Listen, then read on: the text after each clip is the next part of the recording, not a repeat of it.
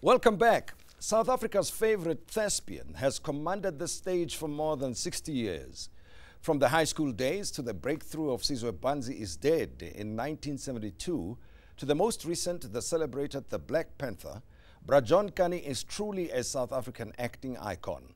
He has toured and taught theatre in the villages of our country, staged plays in front of mixed audiences in apartheid South Africa, and performed Shakespeare before the British aristocrats. His work is broad, and he has dominated theatre, television, and film. He had a long-lasting friendship and professional relationship with the late Winston Shawna and continues to have a relationship with Athol Fugard. The native who caused all the trouble is here with me to celebrate and be celebrated. Dr. John Kani, always a pleasure to be in your company and to have you as a guest and talk to you. I appreciate very much. Thank you, my brother. You make me laugh when you call me the native who caused all the trouble. This is when I first met Nelson Mandela for the first time. We went to see him after all the politicians, the business, the religious people. So it was the chance of the cultural activists. I walked in Orlando, he was sitting there, and I was being introduced.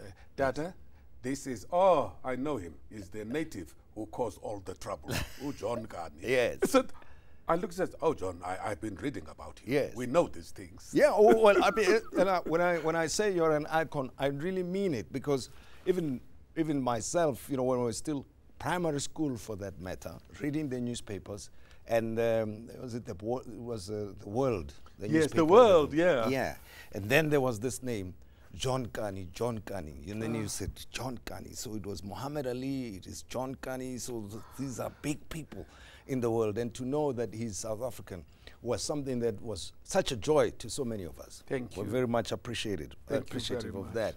And let me also tell a little story of how we are talking, or why we're talking today. When you celebrated your birthday recently, and I noticed, I said, oh, John is celebrating his birthday. And it's a wonderful thing that he has walked the miles and continues to walk the miles. He's done 75 now and working on another 25 to 75. So let me be in step with his walk and see how far we can go. So happy birthday. Thank you very much. It's strange, you wake up one morning, you're 60, and you wake up the following morning, you're 65, then you're 70. And somebody asked, how does it feel to be 75? Yes. I don't know, except that when I stand up, I must think about the process. It's not automatic. I just don't stand up now. I've got to find that are all both feet planted nicely. I'm going to use my right hand to assist. All that is now happening. That's all it does. It just slows you in movement, but the brain is still ticking. Well, I suppose that's time to meditate, you see, to reflect. It's no longer taken for granted, but it's an opportunity. Absolutely. To delve deeper into issues of life. Now, on one side, happy birthday, and we celebrate that. On the other, unfortunately, the demise of your long-lasting friend, Winston Shawna, that you have worked with for many, many years from your school days. If you can, you know, just tell me briefly, we'll talk about the work, tell me briefly about your relationship with Winston Shawna. I met Winston in 1962. We were both writing matric at the Newell High School. He was in a school play, and I wasn't. And it was a Xhosa play, Buzani Kubao. And I walked in and waited for him, and they were rehearsing this play. And as I stepped out, the teacher called me because Winston said, oh, he can play my father better. So Winston got me into the play, Buzani Kubao. In 1965, I joined the Serpent Players, which is with Athol Fugard, Nom Tlenkonyeni, Nom Enchinga, and all the people I mentioned in my plays are part of that group. In 1966, we needed an actor in The Trials of Brother Jero, played by Wole Soyinka. It was my turn to pay back. I brought Winston into the Serpent Players, and thus began a long friendship between Winston and myself. Because you couldn't mention, you know, one without mentioning the other's name, right? And even winning awards, you won them together. It's impossible. Even when I try to talk about what I have done, I keep saying Winston, I keep saying, when we talk about Winston's life, you keep saying John Kani together. Yes, we taught the world, we created work together, we taught at community halls, at schools, trying to get the youth to be excited and understand that culture was the most powerful weapon. Because it's only culture that gives us the opportunity to address a nation like a president. When the lights go off in a cinema, in a theater, you all shut up.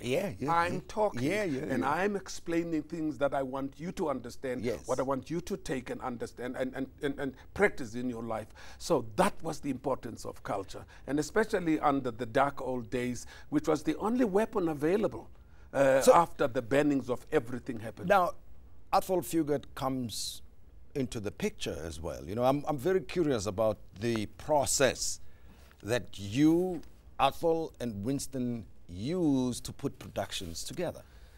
Well, the Serpent Players existed. There was a group of these guys that were doing plays. Gibson Kente would get to Port Elizabeth, and it would be wonderful music. And then I found out about these guys who don't do musicals. They do serious stuff. They do the talking stuff. Everybody talked about them. Oh, excuse me, that English too much play. And then Athol moved from Joburg to Port Elizabeth. Athol was invited to join the group. And out of that came the Serpent Players.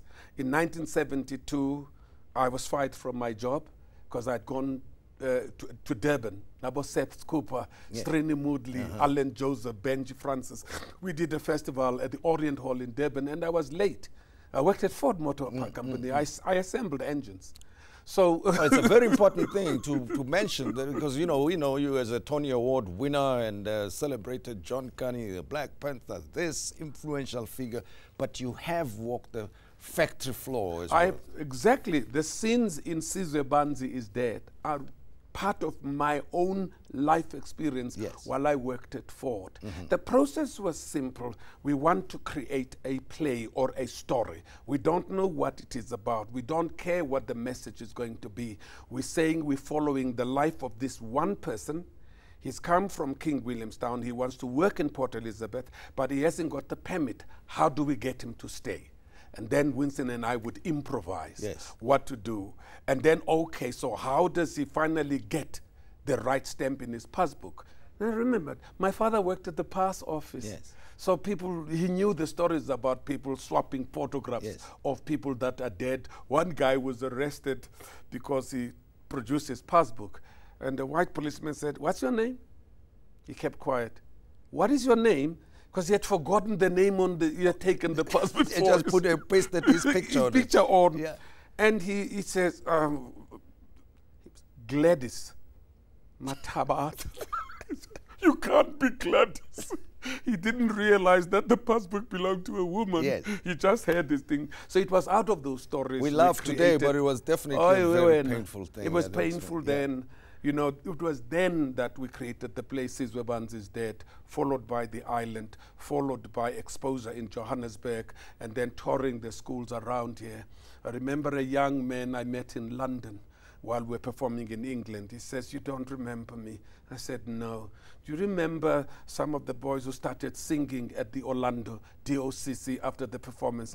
I said, "Yeah, I remember that performance, because instead of applause, the students just stood up and sang Nkosi Sikelel' Africa." He said, "I started the song with my friend Khotso. He was Tsietsi Mashinini."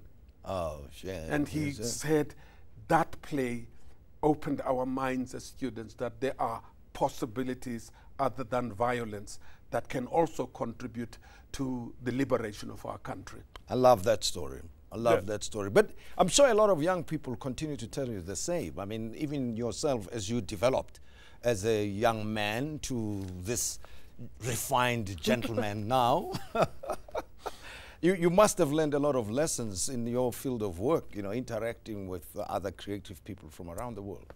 Absolutely. People like Ken Gambu, people like Sol Rashilo, people like Simon Mabunu, people like Sam Williams. I mean, Bingo Bonjeni, the great artists ahead of us, were the only proof to our parents that what we want to do other than getting a job being an artist, these people gave us the opportunity to say, I want to be like Ken Gambu, Because I couldn't say I want to be like John Wayne. Yes. I couldn't say I want to be like Richard Burton or any other white Hollywood actor. My father would understand if I had those references, though they were an inspiration to us. So even now, I still, when working with young people, I learn so much in the questions they ask.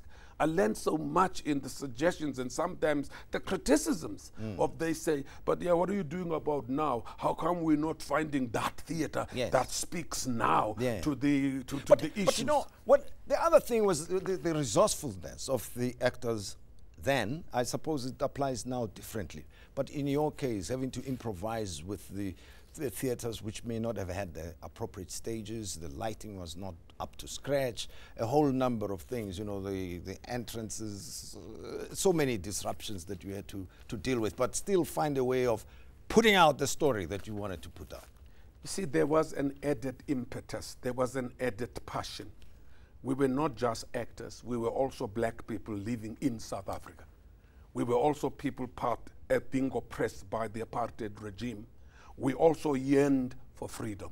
And we knew what freedom looked like because our great-grandfathers kept telling us you are descendants of a free nation. So you could never forget that you were once free, right? So that was the push behind. So when we did the play and it was received by our people, we felt that we've taken the struggle one step, a little one, closer.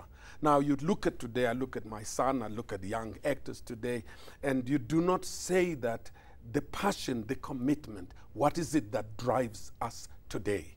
What truth that do we want to tell that was suppressed? What is it we want to achieve? What changes are we looking into our community? This, the byproduct of our democracy, has been our laybackness. The byproduct of our democracy has been a feeling of, well, it will happen, you know, and I'm entitled to. The fact that I studied, I got my degree, so when do I work?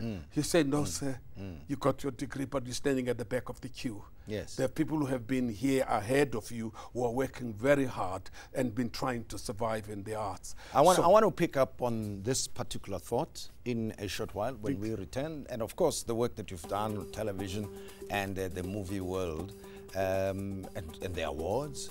And you are an elder, whatever you want to say, you tell me. When we return, Dr. John Kani is my guest. You also take part in our conversation. What are your memories of this celebrated icon? Share those with me on Twitter, #the Modise Network.